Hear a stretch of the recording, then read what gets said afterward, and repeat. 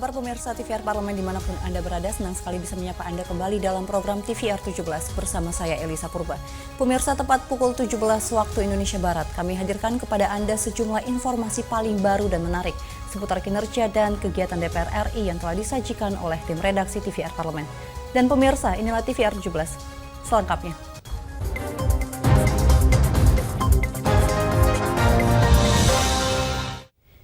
Tahun 2024, pemerintah menambah kuota pupuk subsidi menjadi 9,5 juta ton dari kuota awal sebesar 4,7 juta ton. Komisi 4 DPR RI menyoroti manajemen distribusi pupuk subsidi belum optimal sehingga masih banyak keluhan kekurangan atau kelangkaan ketersediaan pupuk di tingkat petani. Tahun ini, pemerintah menambah kuota pupuk subsidi menjadi 9,5 juta ton dari kuota awal 4,7 juta ton. Namun, Komisi 4 DPR RI menyoroti manajemen distribusi pupuk subsidi belum optimal sehingga masih banyak keluhan kekurangan atau kelangkaan pupuk di tingkat petani. Wakil Ketua Komisi 4 DPR RI Budi Setiawan mengungkapkan, tujuan pemberian kartu tani sebenarnya baik guna memastikan distribusi pupuk lebih tepat sasaran dan terorganisir. Namun, implementasi kartu tani di semua wilayah masih tidak praktis, terutama di daerah yang petaninya belum akrab atau terbiasa dengan teknologi. Petani yang telah terdaftar dalam Rencana Definitif Kebutuhan Kelompok atau RDKK seharusnya cukup menunjukkan kartu tanda penduduk atau kartu keluarga untuk memperoleh pupuk subsidi. RDKK kita masih ada diperlukan 12 juta, jadi masih ada spare yang belum kebagian pupuk bersubsidi ini sekitar 3 juta. Tetapi peningkatan menjadi 9,5 ini sudah peningkatan yang sangat signifikan. Kita berharap bahwa penyaluran pupuk bersubsidinya antara peralihan dari T-Pubers kepada E-Pubers ini sudah selesai di dalam padu padannya. Sehingga petani nanti bisa betul-betul hanya bermodalkan KTP, dia bisa melakukan tebus pupuk tersebut. Dengan penambahan kuota pupuk subsidi secara signifikan, Komisi 4 DPR RI meminta pemerintah mengoptimalkan distribusi pupuk sehingga tidak ada gap atau jarak antara ketersediaan dan aksesibilitas bagi para petani di seluruh Indonesia. Alokasi pupuk subsidi ditujukan untuk urea, NPK, dan pupuk organik. Dari Sumatera Selatan, Nur Fuad, TVR Parlemen, melaporkan. Selama Januari hingga Februari 2024, Polda Kalimantan Selatan berhasil mengungkap 22 kasus narkoba dengan jumlah tersangka sebanyak 39 orang.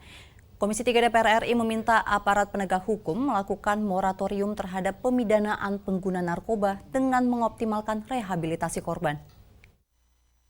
Selama Januari dan Februari 2024, Polda Kalimantan Selatan berhasil mengungkap 22 kasus narkoba dengan jumlah tersangka sebanyak 39 orang. Komisi 3 DPR RI meminta aparat penegak hukum melakukan moratorium terhadap pemidanaan pengguna narkoba dengan mengoptimalkan rehabilitasi korban. Hinca Panjaitan menyampaikan, pengguna narkoba merupakan orang sakit yang seharusnya tidak dimasukkan ke penjara, melainkan diberikan pengobatan dengan cara rehabilitasi. Perkara-perkara pengguna narkoba yang menjadi concern Komisi 3 sejak kemarin, baik di BNN, polisi, jaksa, dan lapas. Nah, ini pengadilnya untuk pendekatan kesehatan pada pengguna-pengguna atau korban narkoba itu. Artinya apa? Tidak semata-mata dia penjahat kriminal yang sama dengan penjahat lainnya harus dihukum fisik badannya, tapi yang terutama adalah mengobati atau menyebutnya dalam bahasa hukumnya merehabilitasinya. Wakil Ketua Komisi 3 DPR RI Pangeran Hairul juga meminta aparat penegak hukum di wilayah Kalsel melakukan moratorium pemidanaan terhadap pengguna narkoba dengan mengedepankan rehabilitasi. Moratorium terkait pemidanaan korban. Jadi semua korban itu harus kita rehab melalui asesmen yang bisa dipertanggungjawabkan. Polda Kalimantan Selatan ini bisa sebagai contoh, sebagai pionir, nanti kita cek 3 bulan ke depan, mudah-mudahan sebagaimana perintah Presiden terkait kita mengutamakan, mengurangi over kapasitas LP. Dari Kalimantan Selatan, Vinita TVR Parlemen melaporkan. Pemirsa, Kementerian ESDM merencanakan pembahasan kembali mengenai aturan pembatasan pembelian volume BBM bersubsidi jenis Pertalite. Pembatasan Pertalite cukup penting, salah satunya karena eskalasi konflik Iran dan Israel, dan Komisi 7 DPR RI menyambut baik mendukung kebijakan tersebut sebagai upaya untuk mengontrol penggunaan Pertalite. Kementerian SDM merencanakan segera membahas kembali aturan pembatasan pembelian volume BBM bersubsidi jenis Pertalite. Pembatasan Pertalite cukup penting, salah satunya karena eskalasi konflik Iran dan Israel. Anggota Komisi 7 DPR RI menyambut baik dan mendukung rencana kebijakan tersebut sebagai upaya untuk mengontrol penggunaan Pertalite.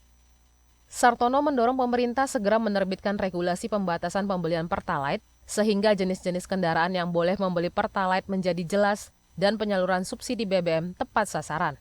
Selama ini, Pertalite masih banyak digunakan atau dibeli oleh pemilik kendaraan yang tidak layak mendapatkan subsidi BBM sehingga terjadi kebocoran kuota subsidi BBM. Mana saja yang terima, yang berat, misalnya transportasi apa yang juga harus diberikan subsidi, misalnya kendaraan yang mengangkut 9 bahan pokok ini juga harus diberikan suatu subsidi juga yang menyangkut tentang kebutuhan bahan pokok. Ini akan dampak menimbulkan suatu inflasi kalau itu dilaksanakan. Juga mungkin mengatur juga jenis kendaraannya, mengatur juga jenis CC-nya. Pengaturan pembelian Pertalite dilakukan melalui revisi Perpres nomor 191 tahun 2014 tentang penyediaan, pendistribusian, dan harga jual eceran BBM. Revisi aturan tersebut rencananya akan diterapkan mulai Juni 2024. Pemerintah juga akan menetapkan 5 kategori konsumen yang berhak menggunakan Pertalite, yaitu industri kecil, usaha perikanan, usaha pertanian, sektor transportasi, dan pelayanan umum. Andri, TVR Parlemen, melaporkan. Badan ad hoc merupakan salah satu unsur yang memiliki peranan penting dalam Pilpres hingga Pilkada November 2024 mendatang. Pembentukan Badan ad hoc merupakan kunci kesuksesan terselenggaranya pemungutan suara pada Pilkada.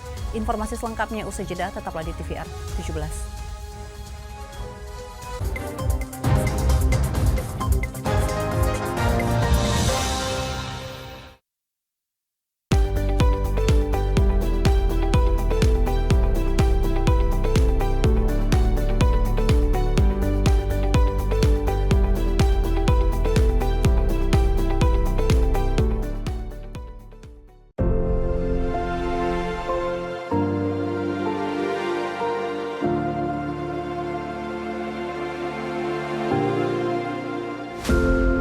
Air sangat penting bagi bumi dan umat manusia.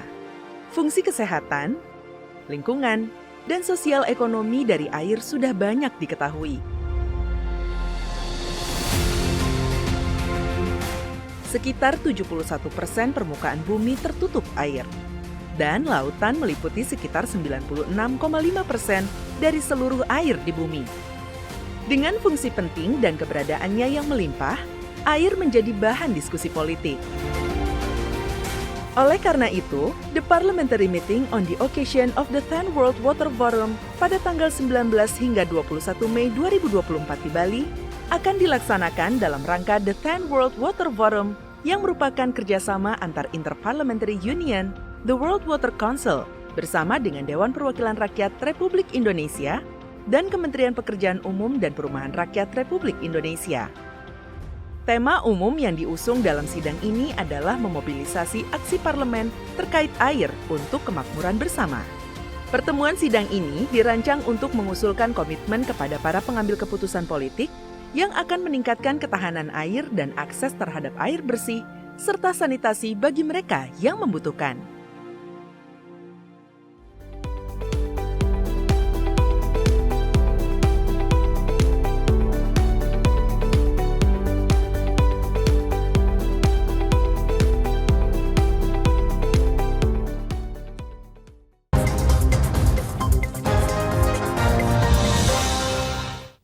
Pemirsa, berdasarkan peraturan KPU nomor 2 tahun 2024, Badan Ad Hoc terdiri dari Panitia Pemilihan Kecamatan atau PPK, Panitia Pemungutan Suara atau PPS, dan Kelompok Penyelenggara Pemungutan Suara atau KPPS.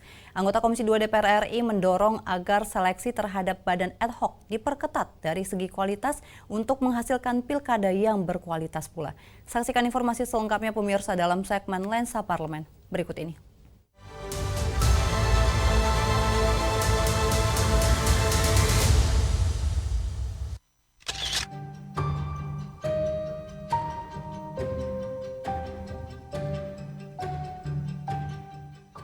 Badan Ad Hoc merupakan salah satu unsur yang memiliki peranan penting dalam Pilpres hingga Pilkada November 2024 mendatang. Sebab Badan Ad Hoc merupakan cikal bakal terbentuknya panitia untuk pemungutan suara.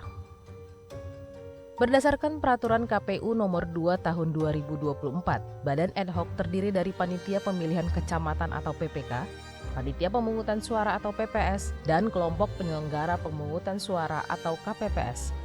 Secara aturan, jadwal pembentukan Badan Ad Hoc dimulai pada tanggal 17 April hingga 5 November mendatang. Dengan kata lain, pembentukan Badan Ad Hoc merupakan kunci kesuksesan terselenggaranya pemungutan suara. Tak heran bila Komisi 2 DPR RI meminta seleksi panitia ad hoc untuk pilkada lebih ketat dan profesional. Terlebih jika kita berkaca pada Pilpres dan Pileg bulan Februari lalu, berbagai pelanggaran terjadi di sejumlah TPS hingga harus dilakukan pemungutan suara ulang. Wakil Ketua Komisi 2 DPR RI Junimart Girsang bahkan menyebutkan, sebagian besar panitia pemungutan suara dan panitia pemilihan kecamatan tidak memahami cara penghitungan dan penjumlahan suara. Belum lagi terkait dugaan transaksi suara oleh oknum panitia ad hoc. Yang pertama menyangkut ad hoc. Ya, ad hoc itu betul-betul harus selektif dan sifatnya terbuka supaya tidak terulang seperti kejadian pemilu kemarin, ya, yang mengarah kepada transaksional.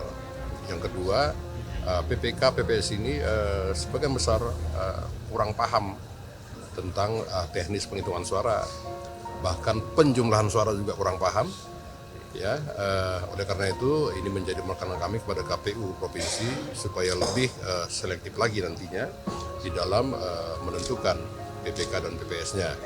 Justru penyelenggara pemilu termasuk Badan Ad Hoc karena seleksinya kurang baik sehingga mereka justru menjadi alat atau simpul penyalur money politics. Itu dari hasil temuan dari media sosial maupun informasi dari masyarakat. Dari sini dapat dipahami bahwa Badan Ad Hoc terdiri dari anggota dan sekretariat PPK, PPS, dan KPPS yang membantu Komisi Pemilihan Umum dalam penyelenggaraan pilkada. Maka dapat dikatakan, kualitas seleksi panitia ad hoc sangat menentukan bagaimana situasi atau nasib pilkada mendatang.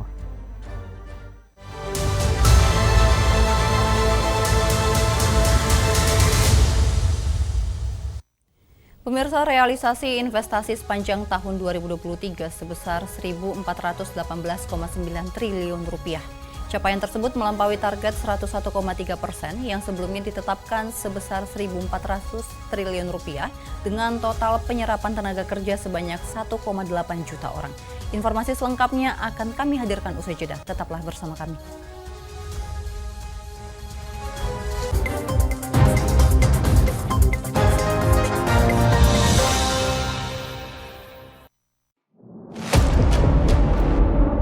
Sini ditambang. Konflik yang terjadi.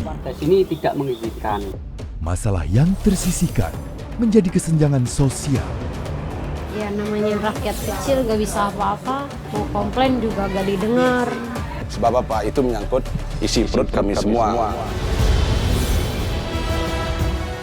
Bagaimana memutus keterbatasan untuk didengar?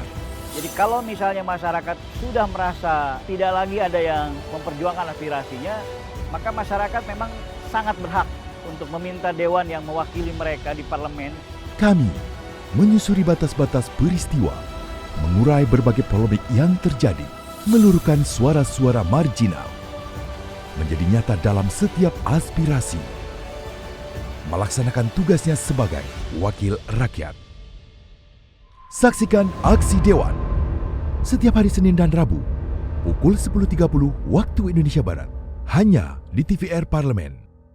Setiap produk yang kita nikmati terlibat tangan-tangan pekerja yang gigih, yang membentuk dan menciptakan kemajuan. Di DPR, suara para pekerja harus didengar, hak mereka terus diperjuangkan, mimpi-mimpi mereka harus diwujudkan.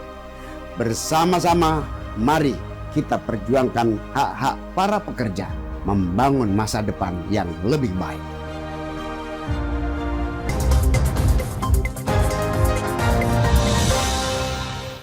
Anda kembali menyaksikan TVR 17, pemirsa. Terkait realisasi investasi sepanjang tahun 2023, anggota Komisi 6 DPR RI Subardi mengingatkan pemerintah harus memperhatikan hilirisasi yang dibarengi dengan penataan dan pengelolaan lingkungan yang baik. Selengkapnya berikut laporan dari rekan kami Vincent Aldi dari Komisi 6 DPR RI. Baik pemirsa TVR Parlemen dimanapun Anda berada, saat ini saya tengah berada di depan ruang rapat Komisi 6 DPR RI. Yang mana pemirsa, seperti yang kita ketahui bersama pemirsa, bahwa realisasi investasi dari Kementerian Investasi di sepanjang tahun 2023 telah mencapai 1.418,9 triliun rupiah. Yang ini berarti telah mencapai target dari 1.400 triliun rupiah. Yang mana pemirsa, dengan total penyerapan tenaga kerja sebanyak 1,8 juta orang lebih. Dan Komisi 6 DPR RI juga telah mengingatkan dengan investasi ini harus dibarengi dengan penataan dan pengelolaan lingkungan yang jauh lebih baik. Dan berikut pernyataan selengkapnya pemirsa dari anggota Komisi 6 DPR RI, yaitu Bapak Subardi dari fraksi Nasdem dan Daerah Pemilihan Daerah Istimewa Yogyakarta. Namun demikian, saya ingin mencermati dari apa yang telah dipaparkan ini, dari beberapa bidang hilirisasi antara mineral, pertanian, kehutanan, minyak dan gas, kemudian ekosistem kendaraan listrik. Ya. Yang kami perhatikan semuanya ini adalah hulunya adalah merupakan kekayaan negara kita dari alam. Ya. Mineral itu dari alam kita. Kemudian pertanian juga bumi kita, hutan juga dari alam kita, minyak gas demikian juga, ekosistem kendaraan listrik juga sama lah. Nah tentunya di sini harus ada suatu upaya, tidak hanya pada hilirisasi yang dipikirkan, tapi ada konsepsi ataupun penataan di dalam produksi sehingga betul-betul dalam hulu, pengelolaan hulu itu betul-betul akan mencerminkan amanah dari pasal 33 Undang-Undang Dasar 45 kita. Tidak hanya untuk menjadikan lapangan kerja tok, tapi semata-mata hakikatnya adalah untuk kemakmuran rakyat semesta. Ya, di mana pasal 33 Undang-Undang Dasar kita. Nah, oleh karena itu bagaimana dalam hal ini Kementerian Investasi untuk melakukan upaya ya penataan ataupun mengelola daripada di bidang hulu dari sisi tadi sudah sampaikan oleh Pak Bahlil untuk tertib perizinannya, ya, kemudian tata kelolanya, kemudian mappingnya dan sebagainya. Saya tidak paham persis detailnya, mungkin Pak Bahlil atau Kementerian Investasi lebih paham. Dan bagaimana tidak terjadi masuknya atau campur tangannya tangan-tangan jahil. Mungkin paham lah dengan tangan-tangan jahil dalam konsep pengelolaan sumber daya alam, tangan jahil. Yang adalah tangan-tangan bahlil. Nah, kan beda, tangan jahil adalah orang luar, tangan bahlil kan di dalam. Sehingga upaya untuk memperbaiki. Ini sejauh mana? Mungkin dari hulu itu seperti apa? Sehingga di hilirisasi, di hilir itu sudah tertata dengan baik. Rakyat sudah memanfaatkan, rakyat sudah menikmati, di hilir. Hilir apalagi rakyat akan bisa menikmati lagi. Tetapi ketika di hulu itu tidak dilakukan sebuah upaya penataan yang bagus, sehingga apa yang terjadi adalah tangan-tangan jalil tadi. Sehingga tangan-tangan bahlil tidak tersentuh, itulah kira-kira. Nah, kemudian kaitannya hilirisasi, mungkin saya mencermati bagaimana pembangunan smelter-smelter itu jangan keduluan daripada investor-investor yang nantinya ketika negara kita, pemerintah membuat smelter sudah keduluan, sehingga mubadir ataupun kurang menguntungkan. Ini mohon ada satu upaya yang tepat dan sejauh mana perencanaan secara matang daripada mensupport pembangunan hilirisasi ini. Yang kedua soal ini program NIB cukup luar biasa yang dilaporkan pada saat ini sudah terbit NIB 12.288.243, 12 juta. Nah, sederhana yang ingin saya tanyakan, dengan 12 juta NIB itu by data, datanya ada. Nah, sejauh mana setelah data masuk dalam Kementerian Investasi mau diapakan langkah-langkahnya? Kan di situ udah ada klaster-klaster. Nah, klaster pangan, klaster ini dan sebagainya. Sejauh mana mau diupayakan agar mereka betul-betul bisa meningkat, bisa mampu bersaing, tidak hanya sekedar mencatat, tidak hanya sekedar mendata, ya. Karena dalam mendata pun pembiayaan negara sudah cukup banyak, 200-an miliar. Tapi bagaimana upayakan mereka itu punya daya saing, punya daya produksi, punya potensi kerja, dan bisa meningkatkan pendapatan mereka, menumbuhkan ekonomi mereka. Baik pemirsa, demikianlah pernyataan lengkap dari Bapak Subardi, anggota Komisi 6 DPR RI, yang mana terdapat 2 poin penting pemirsa, yaitu Subardi menekankan pentingnya hilirisasi harus dibarengi dengan penataan, pengelolaan, dan rekonsepsi dari lingkungan yang lebih baik. Dan yang kedua pemirsa, yaitu Subardi mengatakan pemerintah perlu menjaga setiap investasi yang masuk tidak dicampuri dengan kepentingan pihak-pihak tertentu. Terima kasih atas perhatian Anda pemirsa, dan saya kembalikan ke rekan saya di studio. Baik, terima kasih rekan Vincent Aldi, dan selanjutnya pemirsa, apa saja yang menjadi topik perbincangan di media online nasional pada hari ini? Usai jeda, tetap di TVR 17.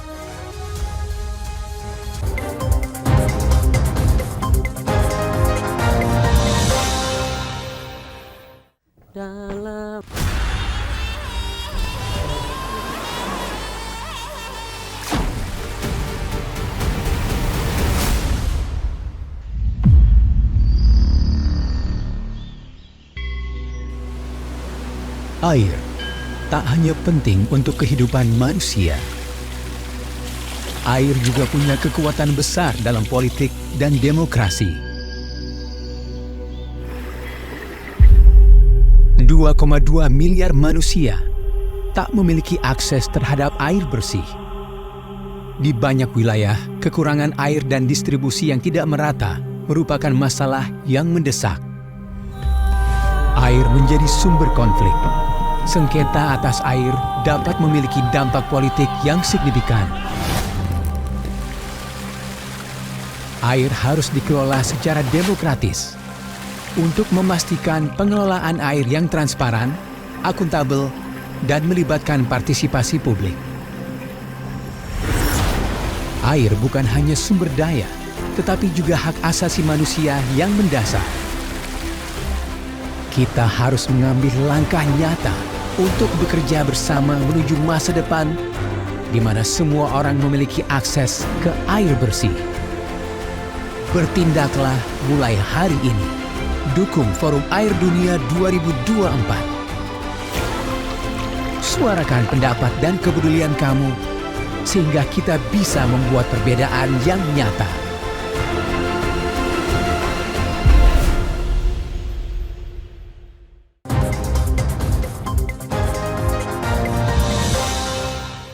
Anda masih bersama kami pemirsa, dan kali ini kita masuk ke segmen media online nasional. Mari kita simak isu apa saja yang menjadi sorotan media serta tanggapan dari sejumlah anggota dewan. Bersama rekan kami, Alfat Rizky, silakan.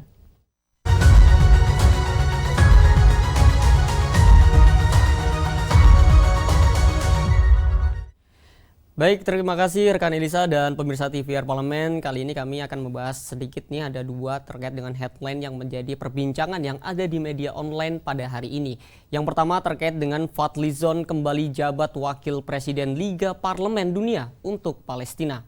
Pemirsa, mari kita saksikan di sini di layar kaca Anda, ada Ketua Badan Kerjasama Antar Parlemen DPR RI, Fadlizon, kembali terpilih menjadi Wakil Presiden Liga Parlemen Dunia untuk Palestina bersama Wakil Ketua Parlemen Aljazair Ahmed Al-Harsi dan anggota Parlemen Turki Hasan Turan terkait dengan pemilihan tersebut diraih secara aklamasi dan berlangsung di penghujung konferensi Liga Al-Quds kelima pada Minggu 28 April 2024. Fadli juga dinobatkan menjadi Wakil Presiden Liga Al-Quds untuk ketiga kalinya setelah sebelumnya terpilih untuk memegang jabatan serupa pada konferensi tahun 2020 di Kuala Lumpur, Malaysia dan tahun 2021 di Ankara, Turki. Terpilihnya Fadlizon sebagai satu-satunya wakil presiden organisasi Parlemen Global untuk Palestina yang bukan dari negara-negara Arab dan Timur Tengah menunjukkan tingginya harapan global terhadap peran Indonesia. Hal ini juga menunjukkan komitmen Indonesia baik di level pemerintah maupun parlemen terhadap perjuangan kemerdekaan Palestina. Dan pemirsa, mari kita beralih ke informasi selanjutnya terkait dengan pemerintah harus cabut izin usaha perusahaan asal Cina yang produksi baja ilegal. Pemirsa, dapat kita lihat kembali di sini di layar kaca Anda, ada anggota Komisi 7 DPR RI Mulyanto yang meminta pemerintah segera mencabut izin usaha 40 perusahaan asal Cina yang terbukti memproduksi baja ilegal. Pemerintah jangan sampai tebang pilih dalam menegakkan aturan hukum, mengingat konsekuensi dari beredarnya baja ilegal itu sangat berbahaya bagi keamanan konsumen dan juga bisa merugikan perusahaan baja lain yang mematuhi peraturan perundang-undangan.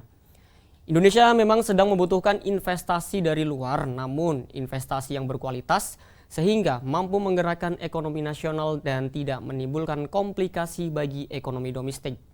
Sebagaimana diketahui, terdapat 40 perusahaan asal China yang memproduksi baja ilegal yang diproduksi menggunakan metode induksi yang proses produksinya dinilai berbahaya bagi kelestarian lingkungan dan keamanan konsumen.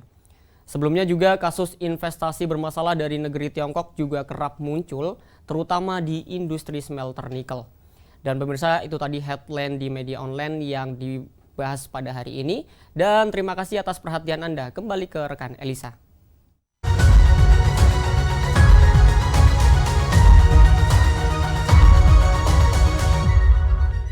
Baik, terima kasih rekan Alfat yang telah menyampaikan sejumlah update sorotan dari media online nasional pada hari ini. Dan pemirsa, segmen media online tadi sekaligus menutup program TVR 17 edisi sore hari ini. Saya Elisa Purba beserta seluruh kru TVR Parlemen yang bertugas tentunya mengucapkan terima kasih dan pamit undur diri dari hadapan Anda. TVR Parlemen, referensi Indonesia.